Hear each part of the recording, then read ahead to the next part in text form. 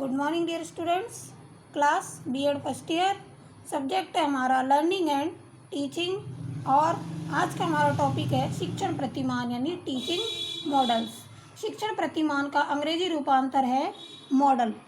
इस शब्द का प्रयोग दो प्रकार से होता है, एक आदर्श और दूसरा किसी वस्तु के छोटे रूप में।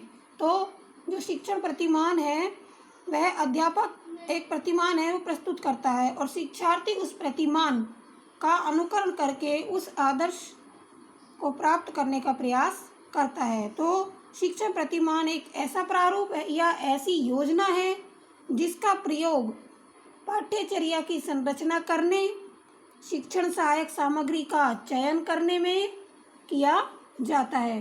तो जो शिक्षण प्रतिमान है वह मूल्यांकन प्रणाली का भी विकास करता है। शिक्षण के लिए यह परीक्षण बहुत ही आवश्यक क्रिया होती है और बिना परीक्षण के सभी शिक्षण अधूरे रहते हैं।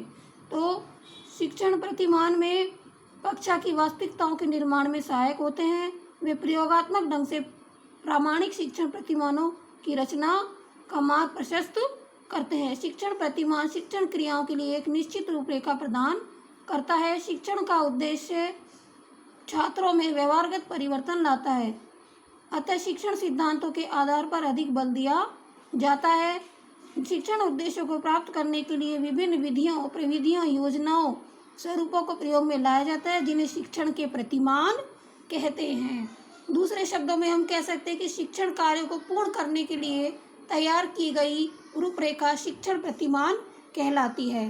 तो निम्न जो विद्वान हैं उन्होंने निम्न परिभाषाएं दी है शिक्षण प्रतिमान की। एस.सी. वाइल्ड कहते हैं कि प्रतिमान किसी आदर्श के अनुरूप व्यवहार को ढालने की प्रक्रिया को कहा जाता है कि जो प्रतिमान है वो किसी आदर्श को अनुरूप व्यवहार को ढालने की प्रक्रिया को कहा जाता है। दूसरा है B.R. जॉइस, शिक्षण प्रतिमान अनुदेशनात्मक प्रारूप होते हैं। वे उन वातावरणीय परिस्थितियों को पैदा करने वाली विशिष्ट प्रतिक्रियाओं का वर्णन करते हैं जिनके मार्ग अंतर्गत विद्यार्थी ऐसी अंत्यक्रिया करता है जिससे उनके व्यवहार में परिवर्तन हो सके। तो इस प्रकार से जो शिक्षण प्रतिमान है वे होते हैं जो किसी प्रकार का अधिगम और शिक्षण परिस्थितियां परस्पर संबंधित करते हैं। तो इस प्रकार से आज मैंने आपको शिक्षण प्रतिमानों के बारे में बताया है। धन्यवाद।